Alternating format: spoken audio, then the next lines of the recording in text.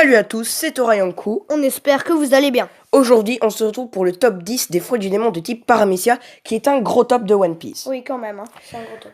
Donc sur ce, c'est parti.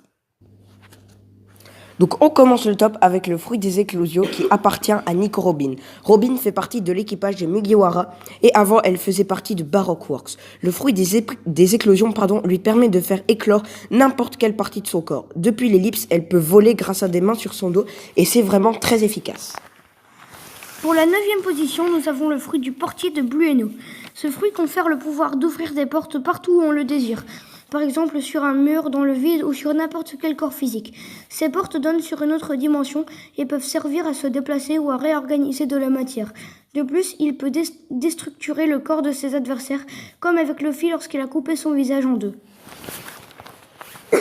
Ensuite, à la 8e position, on a le sirop-fruit, le fruit de Mr. Tree.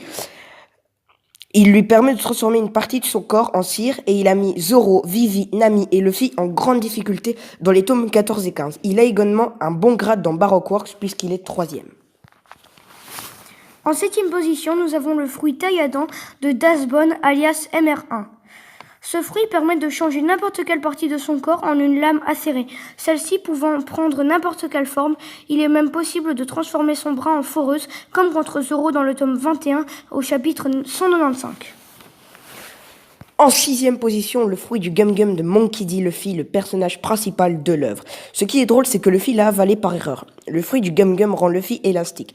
Il a également les guerres. Le guerre seconde lui permet d'accélérer ses molécules élastiques et donc rendre Luffy plus rapide. Le guerre Thirst sert à agrandir une partie du corps de Luffy et le guerre First permet à Luffy de devenir plus gros ou plus costaud. Donc je ne parlerai pas du Snake Man car il y en a qui ont pas lu, enfin il y en a qui a sûrement pas lu les derniers scans de One Piece. On reprend avec la 5e position avec le fruit des ombres de Moria. Ce fruit permet de s'emparer de l'ombre d'autrui en la découpant à l'aide de ciseaux. Une fois introduite dans le corps, elle donne naissance à un serviteur possédant les mêmes pouvoirs que le propriétaire de l'ombre, comme avec Oz. En 4e place, c'est Bartholomew Kuma, un corsaire et aussi un révolutionnaire avec son fruit des coussinets. Kuma a vaincu à lui seul tous les Mugiwara. Bon, c'était avant l'ellipse, mais quand même. Son fruit lui permet d'abord de transporter quelqu'un où il le veut en le touchant et aussi de prendre les blessures de quelqu'un et l'envoyer sur quelqu'un d'autre, donc comme on l'a vu avec Zoro.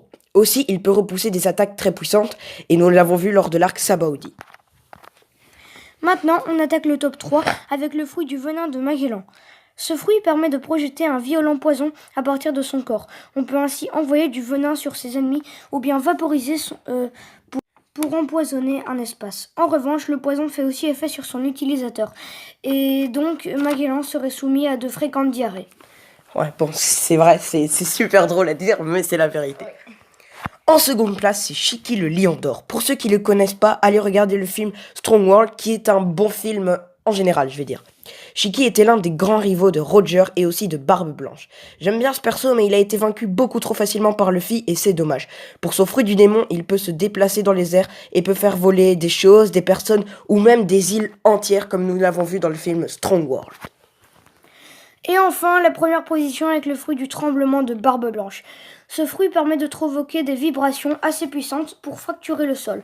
Grâce à ce fruit, il est possible de faire trembler la terre et fondre la mer et de provoquer des tsunamis. Ce n'est pas pour rien que nous le classons comme le plus puissant de tous les Paramecia.